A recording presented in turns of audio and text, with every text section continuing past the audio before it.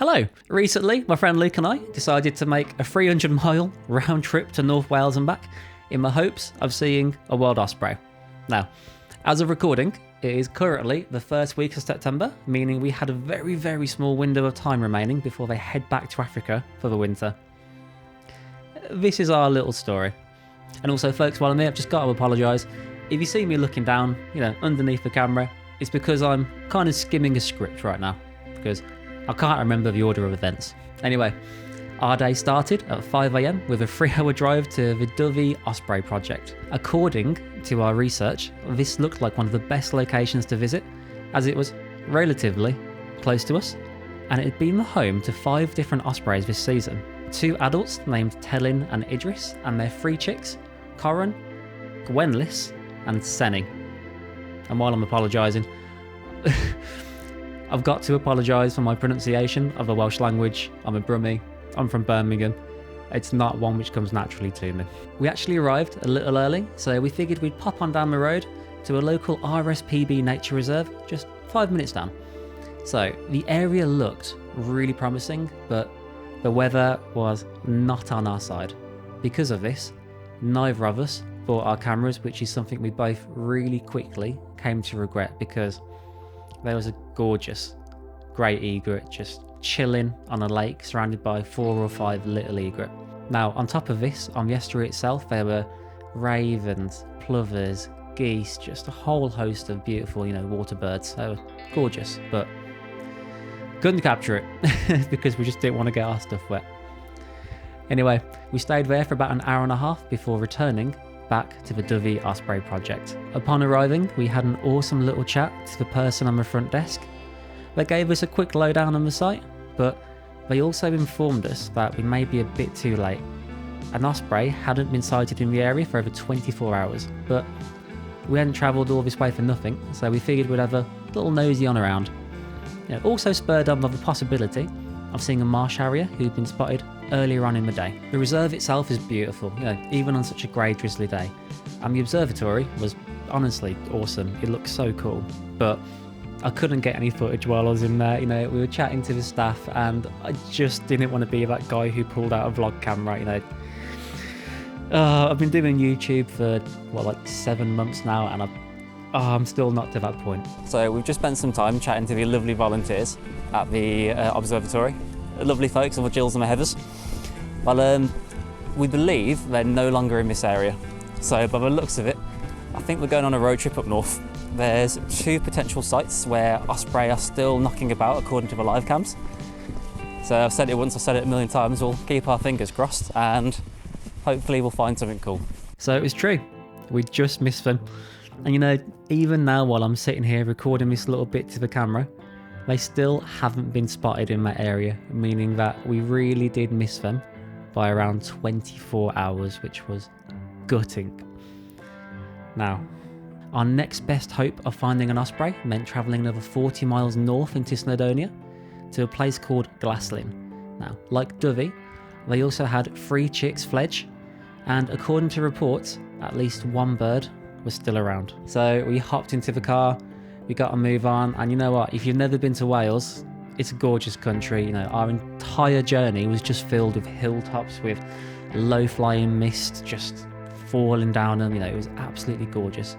If not a bit scary, well, driving down the A roads and near as damn it, with no visibility, but hey, when we could see stuff, gorgeous, really, really nice. Anywho, Glassine itself is situated on a river with a hide and a small visitor centre. It's not a bad spot for kingfisher, and you can also get smaller garden birds on the feeders just outside the hide. Obviously, we were there for the osprey, so myself and Luke had our eyes eagerly fixed onto the skies and the 2 nests which are nice and close by. Well, one of them is, but we'll get onto that in a second.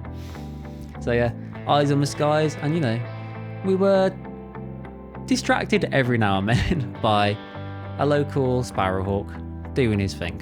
Now, Glassine is a stone's throw from Mount Snowdon itself, Wales' highest mountain, and we were told that on a clear day with a decent scope, you can actually see climbers trying to reach the summit. Now, it's no Mount Everest, it's only 1,085 metres tall, but it was still just an awesome backdrop for our little Osprey adventure.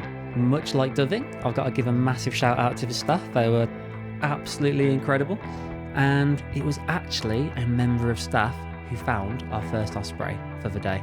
We've been here for about an hour and a half, and we have actually seen some Ospreys, but they've all been miles away, so you need a scope to see them, and with a scope it's been incredibly difficult.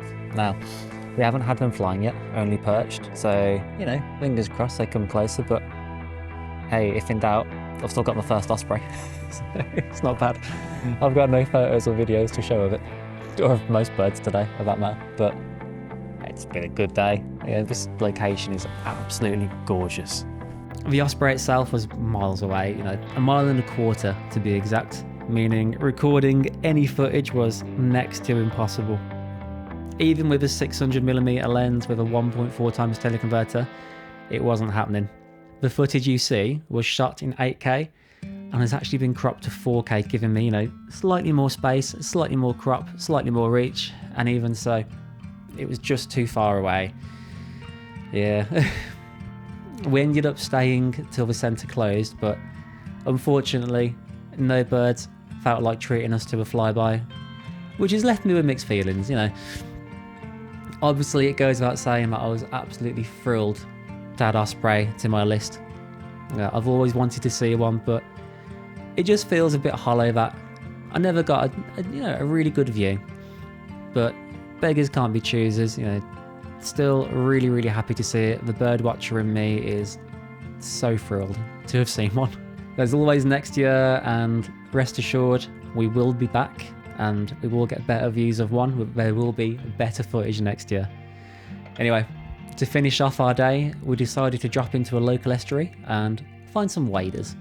We are here on the estuary, and so far it's going really well, because as we pulled up there was a little egret on a little river, several distant curlew, and also a peregrine falcon, which was really cool. And again, I keep saying, oh, that something jumps up on the rocks.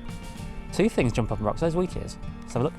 Anyway, we've just spotted something, so gonna get on looking. They were indeed wheat ear, and it was awesome to finally see something up close and not 1.25 miles away. Now, this ultimately leads on to the main premise of my channel. Not every trip can be a success, and I wouldn't count this trip as a total failure, but as a whole, we really didn't see much, but that's totally fine. You know, that's exactly what bird watching is about. We need something to look forward to next time. You know, if we saw something rare every time we went out, we wouldn't appreciate it. And even though we didn't see much, we still had an absolute blast. So guys, yeah, that was my day. Definitely a weird one for me, you know, travelled all that way, didn't really see much, but yeah, I'm still over the moon about seeing an Osprey. I really am. So guys, I just want to say thank you so much for liking the videos, commenting, subscribing. You know, it's so fun and just so rewarding, and I'm so thrilled to just go through the comments, you know, reply back to everyone. It means a lot to me. So I just want to say thank you so much. Please like, comment, subscribe. I'll see you later, folks.